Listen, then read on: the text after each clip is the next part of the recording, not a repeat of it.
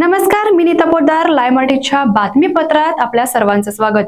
पाहूयात आज दिवसभरातल्या ठळक घडामोडी।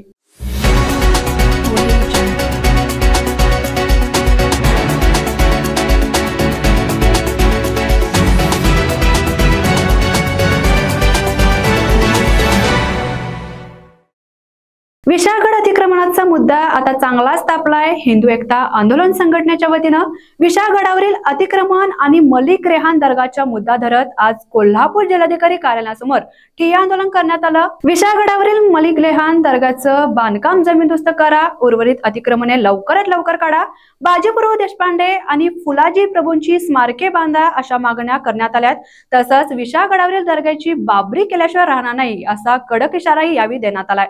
विशाळगडावर मुस्लिम सरदार की जो सरदार मराठ्यांनी मारला तो मलिक रेहान, त्याचं त्या ठिकाणी थडगा आहे, त्या थडग्याचं रूपांतर दर्ग्यात झालेलं आहे। जशा पद्धतीनं प्रतापगडाच्या पायथ्याशी छत्रपती शिवाजी महाराजांनी अफजल खानला मारलं, त्याचं थडग्याचं दर्ग्यातलं मशिदीत रूपांतर झालं होतं आणि त्याच्या विरोधात जसं आंदोलन उभा केलं होतं तशाच पद्धतीनं हिंदू एकता आंदोलन आणि विशाळगड मुक्ती आंदोलनाच्या वतीनं आम्ही त्या ठिकाणी जे उदात्तीकरण झालं आहे त्या उदात्तीकरणाच्या विरोधात, म्हणजे जो गड बाजीप्रभू देशपांडे आणि फुलाजी प्रभू देशपांडे यांच्या रक्तानं न्हायला, तो गड हजारो कोंबड्यांनी बोकड्याच्या रक्तानं त्या ठिकाणी गड न्हायला जातो, तो संपूर्ण गड अपवित्र करायचं काम चालू आहे। या विरोधामध्ये महाराष्ट्राचे मुख्यमंत्री आणि वनमंत्री यांना भेटून आम्ही निवेदन दिलं होतं आणि वेगवेगळी आंदोलनं केली होती, मेळावे घेतले होते, मोर्चे काढले होते आणि त्याची दखल घेऊन राज्यानं सरकारनं निर्णय घेतला की ते अतिक्रमण जे आहे ते ताबडतोब तोडा आणि तोडायला सुरू केल्यानंतर काही भक्त त्या ठिकाणी कोर्टात गेले आणि कोर्टातून त्यांनी जाऊन त्याच्यावर स्थगिती मिळवली। परंतु कोर्टाने आदेश दिले होते की पावसाळा संपल्यानंतर ही मोहीम सुरू करा, पण आज पावसाळा संपला, हिवाळा संपत यायला लागलाय तरीसुद्धा मोहीम सुरू नाही आहे। राज्यातल्या सरकारनं सगळे गडकोट किल्ले अतिक्रमण मुक्त करणार अशी घोषणा केलेली आहे। म्हणून आज या ठिकाणी आम्ही हिंदू एकता आंदोलन आणि विशाळगड मुक्ती आंदोलनाच्या वतीनं मागणी करतोय की ताबडतोब ही मोहीम चालू करा। त्या विशाळगडावर जे अतिक्रमण आहे त्याच्यावर बुलडोजर फिरवून ते सगळं उद्ध्वस्त करा। फक्त त्या ठिकाणी हजरत पीर मलिक रेहानचं त्या ठिकाणी थडगं राहिलं पाहिजे, भविष्यात कधीही त्या ठिकाणी उरूस भरला नाही पाहिजे, कायमस्वरूपी उरुसावर बंदी घाला आणि त्या ठिकाणी जे दयनीय अवस्थेत आमचे नरवीर बाजीप्रभू आणि फुलाजी प्रभू देशपांडेंचं जे स्मारक आहे ते समाधी स्थळाजवळ असं शौर्याचं एक मोठं भव्य दिव्य स्मारक उभा करावं अशी मागणी हिंदू एकता आंदोलन आणि विशाळगड मुक्ती आंदोलनाच्या वतीनं मी या ठिकाणी करतोय। या गोष्टीची दखल, या आंदोलनाची दखल जर सरकारनं घेतली नाही तर हजरत पीर मलिक रेहानच्या दर्ग्याची बाबरी केल्याशिवाय शिवभक्त गप्प बसणार नाही असा इशारा या ठिकाणी देतो। जय हिंद, जय महाराष्ट्र। जागतिक बँकेचं पथक आज 3 दिवसाच्या कोल्हापूर दौऱ्यावर येत आहेत। 23 ते 25 जानेवारी अशा 3 दिवसांचा त्यांचा कोल्हापूर दौरा असणार आहे। या दौऱ्यात ते कोल्हापूर आणि सांगली जिल्ह्यातील पूरग्रस्त भागाची पाहणी करणार आहेत। पथक गुरुवारी राधानगरी धरण आणि प्रस्तावित टनेलची पाहणी करणार आहेत। शनिवारी सांगली जिल्ह्यातील कृष्णा नदीच्या पूरग्रस्त क्षेत्रासह इचलकरंजी महापालिका सांडपाणी व्यवस्थापन, शिरो नरसिंहवाडी इथं पंचगंगा नदी संदर्भात पाहणी करणार आहेत। तर शनिवारी शहरातील विविध पूरग्रस्त भागांना भेट देऊन जिल्हाधिकाऱ्यांसोबत बैठक होणार आहे। हिंदू हृदय सम्राट शिवसेना प्रमुख बाळासाहेब ठाकरे यांची आज जयंती, या निमित्त शिवसेना शिंदे गटाच्या वतीनं कोल्हापुरातील ऐतिहासिक छत्रपती शिवाजी महाराज चौक इथं शिवसेना प्रमुख बाळासाहेब ठाकरे यांच्या प्रतिमेचं पूजन करण्यात आलं। आज वंदनीय शिवसेना प्रमुख माननीय बाळासाहेब ठाकरे यांच्या जयंतीनिमित्तानं ऐतिहासिक छत्रपती शिवाजी महाराज या चौकामध्ये आम्ही साहेबांना अभिवादन करण्याकरता कोल्हापूर जिल्ह्याचे सर्व जिल्ह्यातील शिवसेनेचे पदाधिकारी आज आम्ही या ठिकाणी एकत्रित जमलो। सालाबादप्रमाणे आम्ही दरवर्षी बाळासाहेबांना अभिवादन करण्याकरता या चौकामध्ये जमत असतो। आम्हाला जो हिंदुत्वाचा वारसा आणि वसा जो आम्हाला वंदनीय शिवसेना प्रमुखांनी दिलेला आहे त्याच वाटचालीवर आम्ही सर्व शिवसैनिक आणि पदाधिकारी काम करत आहे। खरं जर सांगायचं गेलं तर ह्या शिवसेना प्रमुखांनी हिंदुत्वाचा ठसा अखंड महाराष्ट्रात नव्हतं जगाच्या पाठीवर उमटून दाखवलेला आहे। तर ह्या हिंदुत्वाचं पूर्णपणे शिवसेनेचा जो पुढाकार घेऊन पुढे जाण्याचं जर काम कुणी केलं असेल तर शिवसेनेचे आमचे मुख्य नेते आणि ह्या महाराष्ट्राचे उपमुख्यमंत्री आदरणीय एकनाथ शिंदे साहेबांनी खरं म्हणजे शिवसेनेचा वारसा पुढे नेण्याचं काम प्रामुख्यानं केलेलं आहे। म्हणूनच वंदनीय हिंदू हृदय सम्राट शिवसेना प्रमुख माननीय बाळासाहेब ठाकरे यांचा खरोखर एक हिंदुत्वाचा वसा घेऊन आम्ही पुढे चाललेलो आहे आणि हाच वसा पुढच्या भविष्याकरता महाराष्ट्राच्या सर्व हिंदू बांधवांना एकत्रित करून पूर्णपणे महाराष्ट्रावर विधानसभेवर वंदनीय शिवसेना प्रमुखांचं पुन्हा एकदा स्वप्न साकार करण्याकरता शिवसेनेचे सर्व शिवसैनिक आणि पदाधिकारी आम्ही सर्वजण सज्ज राहू आणि उद्याच्या येणाऱ्या पंचवार्षिकनंतर विधानसभेची ज्यावेळी इलेक्शन राहील त्या टायमाला एकनाथ शिंदे साहेबांच्या नेतृत्वाखाली शिवसेनेचा भगवा आणि वंदनीय शिवसेना प्रमुखांचं स्वप्न पूर्ण केल्याशिवाय स्वस्थ बसणार नाही। हीच खरी म्हणजे खरं तर शिवसेना प्रमुखांना अभिवादन राहील। गोव्यात विक्रीसाठी 91 किलो गांजा घेऊन जाणाऱ्या तिघांना पोलिसांनी पुणे बंगलोर महामार्गावर उजगाव पुलाजवळ अटक केली आहे।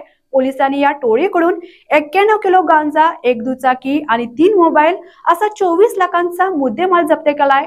फयाज अली मोकाशी वय 37 राहणार मलकापूर जिल्हा सातारा, सोहेल सलीम मोमीन वय 33 राहणार उमरस आणि समीर उर्फ तौसिफ रमजान शेख वय 21 राहणार रहीमपूर कोरेगाव अशी अटकेतील तिघांची नावे आहेत। सहाय्यक पोलीस उपनिरीक्षक चेतन मसुडगे, उपनिरीक्षक जालिंदर जाधव यांच्यासह अंमलदार वैभव पाटील आणि स्थानिक गुन्हे अन्वेषण शाखेच्या पथकानं ही कारवाई केली आहे। या टोळीच्या चौकशीतून मोठं रॅकेट उघडकीस येण्याची शक्यता वर्तवली जाते।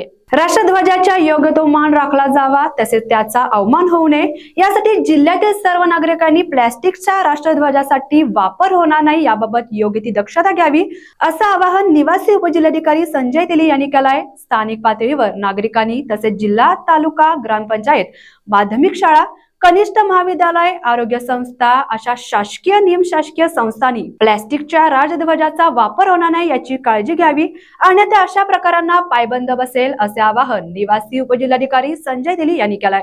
पंतप्रधान नरेंद्र मोदी आणि गृहमंत्री अमित शहा यांनी ट्विटरवर हिंदू सम्राट बाळासाहेब ठाकरेंना आदरांजली वाहिली।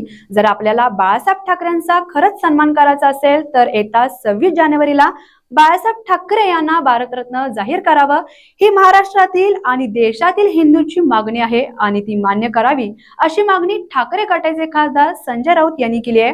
ते शिवसेना भवनात आयोजित केलेल्या पत्रकार परिषदेत बोलत होते। वसंतदादा शुगर इन्स्टिट्यूटची 48वी वार्षिक सर्वसाधारण सभा आणि पारितोषिक वितरण समारंभ कार्यक्रम पार पडला। या कार्यक्रमाच्या निमित्तानं शरद पवार आणि राज्याचे उपमुख्यमंत्री अजित पवार एकाच मंचावर एकत्र आले। शरद पवारांचं भाषण सुरू असताना अजित पवार आणि जयंत पाटील हे हसत हसत गप्पा मारत असल्याचं पाहायला मिळालं। अजित पवार आणि जयंत पाटील यांच्या गप्पांनी नेटकऱ्यांचं लक्ष वेधून घेतलंय। सध्या सोशल मीडियावर या व्हिडिओची चांगली चर्चा रंगली असून नेटकरी यावर अनेक प्रतिक्रिया व्यक्त करत असल्याचं पाहायला मिळतंय। जळगाव जिल्ह्यातील पाचोरा तालुक्यात बुधवारी सायंकाळी परधाडे रेल्वे स्थानकाजवळ घडलेल्या भयंकर अपघातात 13 प्रवाशांचा मृत्यू झाला असून एकूण 25 प्रवासी जखमी झाले आहेत। पुष्पक एक्सप्रेसला आग लागल्याची अफवा पसरली आणि जीवाच्या भीतीनं प्रवाशांनी रेल्वेतून उड्या मारल्या। मात्र त्याचवेळी भुसावळेकडे जाणाऱ्या कर्नाटक एक्सप्रेसच्या धडकेत प्रवाशांचा मृत्यू झाला तर यामध्ये अनेक जण जखमी झाल्यात। अपघाताची माहिती मिळाल्यानंतर मृत आणि जखमी प्रवाशांचे नातेवाईक मुंबईहून जळगावला पोहोचले आहेत। यात अनेक जण बेपत्ता असल्याची माहिती समोर येते आहे। यामुळे मृतांचा आकडा वाढण्याची शक्यता वर्तवली जाते। सध्या सर्वत्र छावा सिनेमाच्या ट्रेलरची तुफान चर्चा रंगली आहे। छत्रपती संभाजी महाराज यांच्या भूमिकेत अभिनेता विकी कौशल याचा दमदार लुक पाहून चाहते त्याच्यावर कौतुकाचा वर्षाव करत आहेत। सिनेमातले सीन, संवाद आणि VFX या सगळ्यांवर सकारात्मक प्रतिक्रिया पाहायला मिळत आहे।